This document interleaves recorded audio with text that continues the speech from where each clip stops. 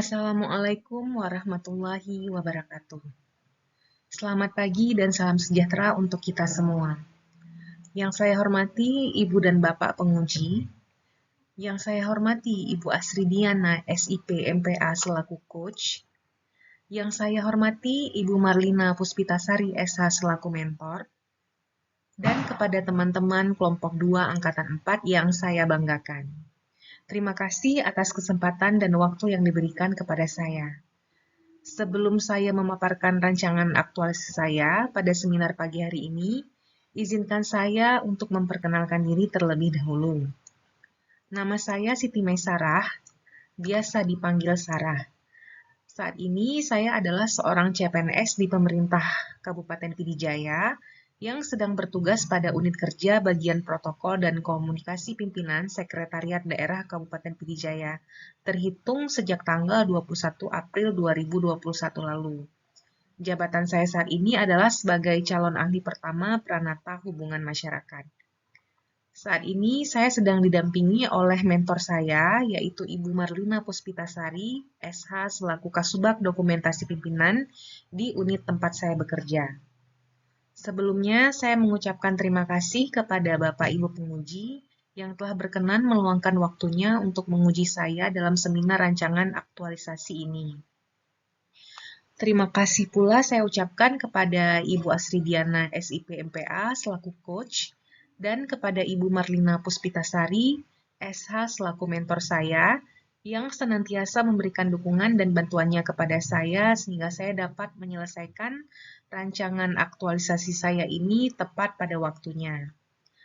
Adapun judul dari rancangan aktualisasi yang saya ajukan pada latsar ini adalah pelaksanaan inisiatif short program, optimalisasi pelaksanaan dan pelayanan protokoler terhadap pimpinan tinggi daerah oleh bagian protokol dan komunikasi pimpinan Setdaka Pidijaya dengan blended method, manual konvensional dan digital.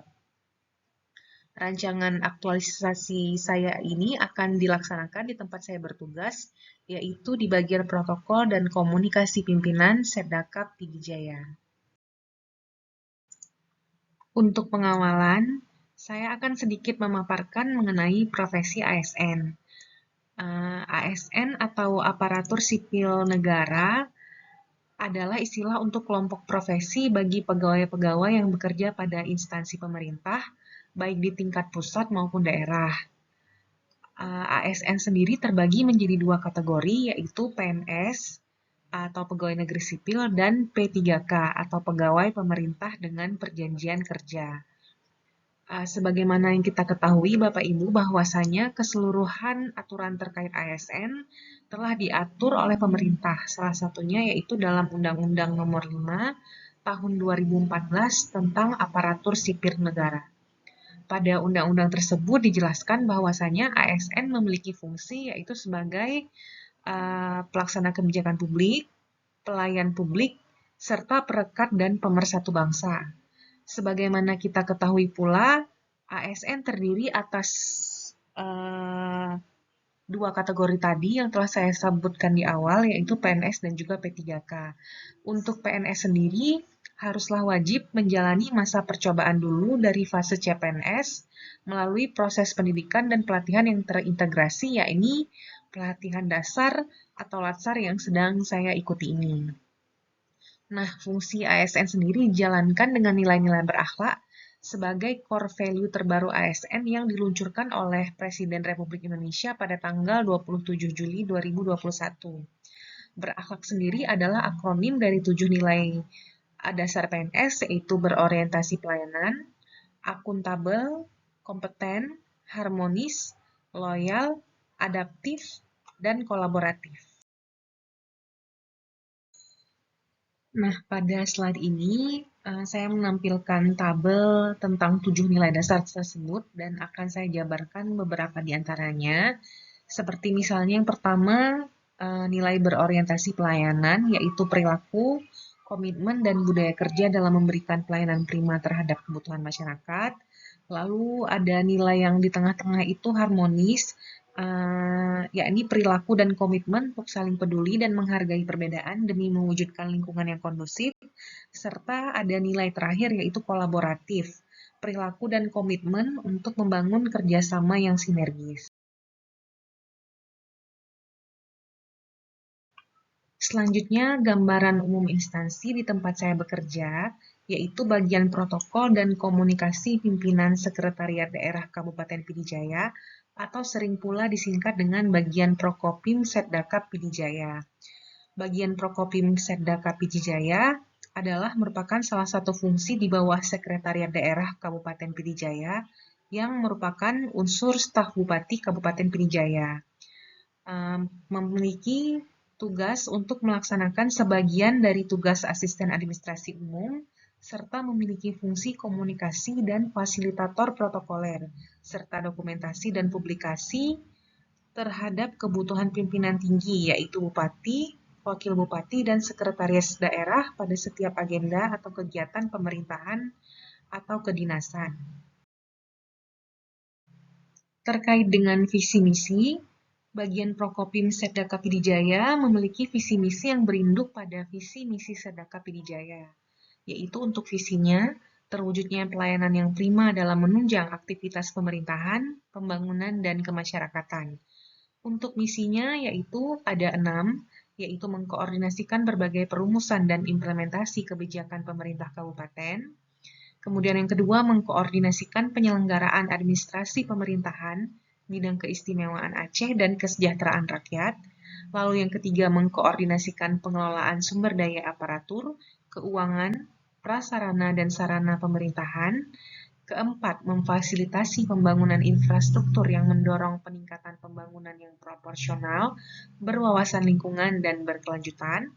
Kelima, mengoptimalkan pelayanan pemerintahan yang baik dalam rangka peningkatan kualitas pelayanan publik, menjamin rasa keadilan, tumbuhnya kepercayaan dan partisipasi masyarakat, serta yang terakhir, pengelolaan aset pemerintahan kabupaten sehingga dapat dimanfaatkan secara optimal dalam mendukung pelayanan publik yang berkualitas. Sebagaimana yang telah saya pelajari pada kelas-kelas Zoom beberapa waktu lalu, tidak dapat dinafikan bahwa selalu ada gap atau kesenjangan antara teori-teori idealitas yang ada dengan keadaan atau praktek di lapangan. Kesenjangan ini perlu diidentifikasi sebagai isu untuk dianalisis dari berbagai aspek, mulai dari penyebab hingga dampak, dengan tujuan untuk menemukan solusi atas isu tersebut sehingga tidak menjadi masalah yang terkubur tanpa ada penyelesaian.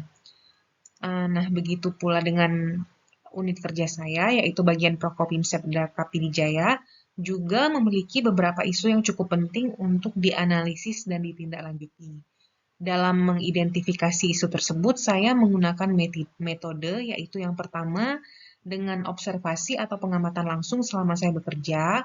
Kemudian yang kedua, dengan berdiskusi bersama beberapa anggota staf Prokopim Pidijaya. Hasilnya didapatkan ada 5 buah isu yang ada di bagian Prokopim Setdaka Pidijaya, sebagaimana yang saya tampilkan pada slide berikut ini.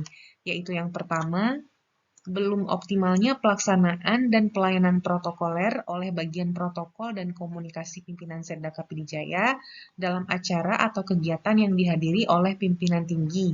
Dalam hal ini yaitu Bupati, Wakil Bupati, dan Sekretaris Daerah, atau juga yang mewakilinya. Kemudian yang kedua, masih kurangnya keikutsertaan pegawai bagian protokol dan komunikasi pimpinan Setdaka Pidijaya dalam pelatihan dan pengembangan kompetensi terkait skill protokoler, kehumasan, dokumentasi, dan aspek digital.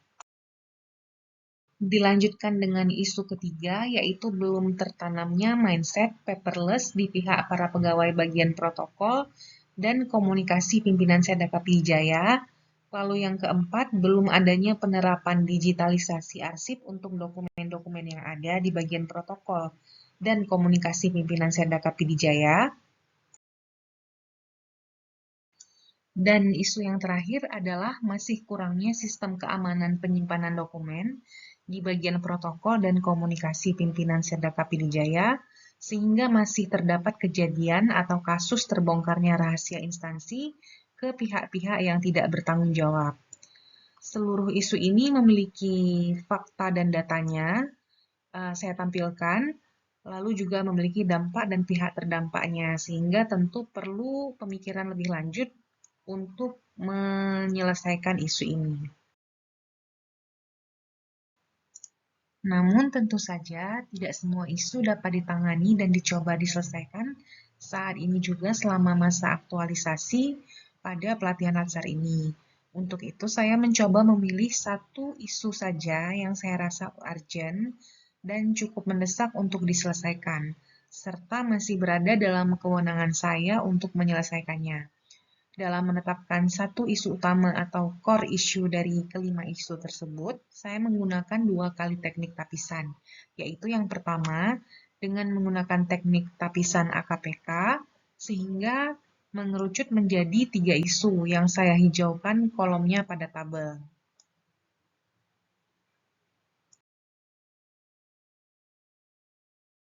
Dan selanjutnya, pada tapisan kedua, saya menggunakan alat analisis USG, dan berdasarkan hasil scoring, saya mendapati bahwa isu yang menempati peringkat pertama pada kriteria urgency, seriousness, dan growth adalah isu nomor 1 yang saya hijaukan, yaitu belum optimalnya pelaksanaan dan pelayanan protokoler oleh bagian protokol dan komunikasi pimpinan Setdakap Pidijaya dalam acara atau kegiatan yang dihadiri oleh pimpinan tinggi, yaitu Bupati, Wakil Bupati, dan Sekretaris Daerah.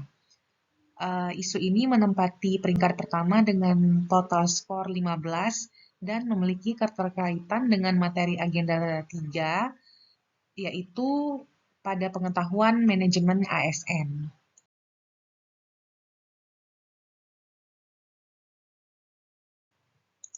Isu inilah yang menjadi core issue yang akan menjadi fokus aktualisasi saya selama beberapa waktu ke depan, yang tentunya dengan bantuan mentor dan coach akan coba saya solusikan. Untuk lebih memahami isu utama ini, saya mencoba mendalami penyebab-penyebab dari isu ini dengan teknik analisis fishbone. Dari analisis yang saya lakukan, saya mendapatkan 4 kategori tulang penyebab kenapa isu ini bisa sampai terjadi, yaitu dari kategori material, SDM, budaya kerja, dan faktor eksternal. Pada kategori pertama, yaitu material, saya melihat belum adanya pedoman atau panduan terkait keprotokolan pada acara kegiatan yang dihadiri oleh pimpinan tinggi sebagai panduan dalam pelaksanaan protokoler, baik dalam bentuk manual maupun digital. Kemudian, pada kategori kedua, yaitu SDM, saya melihat bahwa kompetensi pegawai Prokopim dalam bidang protokoler belum mencapai standar ideal yang seharusnya, dan ini menyangkut atau menyambung sangat erat pada tulang penyebab halus yang kedua, yaitu masih kurangnya keikutsertaan pegawai dalam pelatihan-pelatihan dan pengembangan kompetensi terkait skill protokoler, kehumasan, dan dokumentasi, serta aspek digital.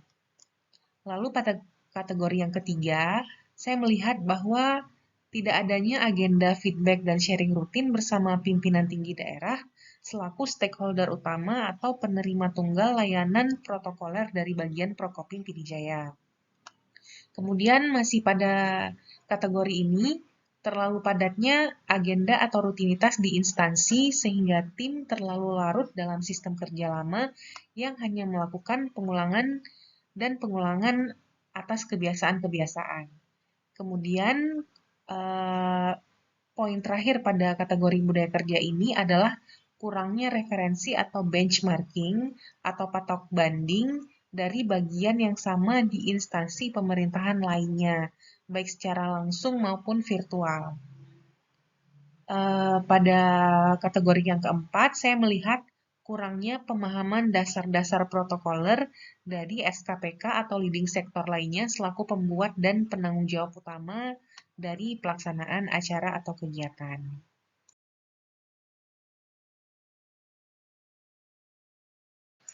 Sebagai upaya solusi dari isu utama di atas, saya memunculkan gagasan kreatif pemecahan isu, yaitu pelaksanaan inisiatif short program optimalisasi pelaksanaan dan pelayanan protokoler terhadap pimpinan tinggi daerah oleh bagian protokol dan komunikasi pimpinan Serdaka Pd Jaya dengan blended method, manual, konvensional, dan digital. Sebagai turunan dari gagasan pemecahan isu tersebut, saya akan membuat 4 kegiatan berikut tahapan-tahapannya. Kegiatan yang pertama yaitu membuat pedoman atau panduan terkait keprotokolan pada acara atau kegiatan pimpinan tinggi sebagai panduan dalam pelaksanaan protokoler, baik dalam bentuk manual maupun digital. Output yang diharapkan pada kegiatan ini tentunya ada dua, yaitu versi manual konvensionalnya dan versi digitalnya. Untuk versi manualnya, yaitu dokumen printout resmi tertulis yang merupakan dasar utama dari pedoman ini. Harapannya nanti akan berbentuk buku saku ataupun buku pintar. Kemudian versi digitalnya, yang pertama format PDF dari dokumen tersebut yang diupload ke Google Drive. Kemudian poster dan poster video yang menyampaikan inti dari pedoman tersebut sebagai versi yang lebih atraktif untuk dapat dipublikasikan. Kegiatan kedua yang akan saya lakukan adalah lanjutan dari kegiatan pertama, yaitu mensosialisasikan pedoman yang telah dirilis, baik versi manual konvensional maupun digital, kepada para anggota tim Prokopim Pd Jaya. Secara lebih detail pada tahapan kegiatannya, hasil dari kegiatan pertama atau outputnya itu akan saya bagikan kepada para staf Prokopim. Kemudian tidak hanya sampai di situ, saya akan mencoba juga membuat mini workshop atau seminar kecil untuk pemaparan yang lebih khusus dan detail sebagai penguatan internalisasi dari pedoman protokoler tersebut. Jadi selain sudah punya bahannya masing-masing, dengan adanya mini workshop ini harapannya akan lebih terkuatkan pemahaman-pemahaman baru ini. Kemudian yang ketiga, untuk turunan atau tahapan dari kegiatan kedua ini yaitu membuat pretest dan posttest kepada seluruh pegawai Prokopim Pd Jaya untuk melihat apakah ada peningkatan pengetahuan sebelum dan sesudah sosialisasi dilaksanakan.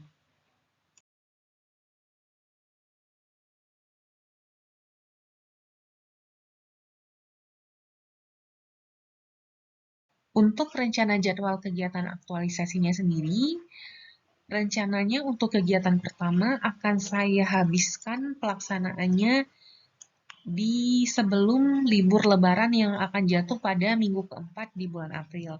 Berarti akan saya laksanakan pada bulan Maret minggu terakhir dan 3 minggu pertama di bulan April. Sedangkan untuk kegiatan kedua, harapannya akan bisa saya lakukan setelah libur Lebaran di awal bulan Mei.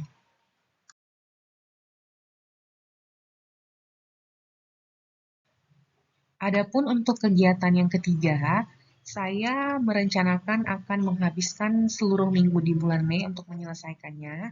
Kemudian kegiatan keempat juga akan mengambil sebagian waktu Mei dan akan berusaha saya selesaikan di sepanjang bulan Juni sampai pada akhir selesai masa off kampus. Selanjutnya pada slide terakhir ini, saya akan sedikit menyampaikan referensi yang saya gunakan dalam menyusun rancangan aktualisasi ini, yaitu yang pertama ada Undang-Undang Republik Indonesia Nomor 5 Tahun 2014 tentang Aparatur Sipil Negara, kemudian ada Peraturan Pemerintah atau PP 11 Tahun 2017, lalu Rencana Strategis atau Renstra Sekretariat Daerah Kabupaten Pd Jaya periode 2019 sampai dengan 2024. Kemudian ada materi pelatihan dasar baik berupa modul, PowerPoint, video microlearning, dan bahan-bahan yang ada pada web Swajar dari Puslatbangkan. Kemudian ada buku saku BKN, lalu observasi pribadi terhadap internal instansi, lalu ada hasil konsultasi bersama mentor, dan yang terakhir hasil coaching bersama coach. Demikianlah pemaparan dari saya. Saya harapkan bantuan, bimbingan, dan dukungan dari Bapak Ibu penguji. lalu dari Ibu Asridiana selaku coach, dan dari Ibu Marlina Puspitasari selaku mentor untuk dapat memberikan persetujuan dan juga masukan sehingga rancangan aktualisasi yang telah disusun ini dapat dilaksanakan sesuai dengan rencana dan jadwal kegiatan yang telah ditetapkan serta mendapatkan hasil yang terbaik. Permohonan maaf pula saya sampaikan atas segala kekurangan dalam penyampaian serta kesalahan yang mungkin ada dalam ucapan saya. Terima kasih atas perhatiannya. Wabillahi taufiq walhidayah. Assalamualaikum warahmatullahi wabarakatuh.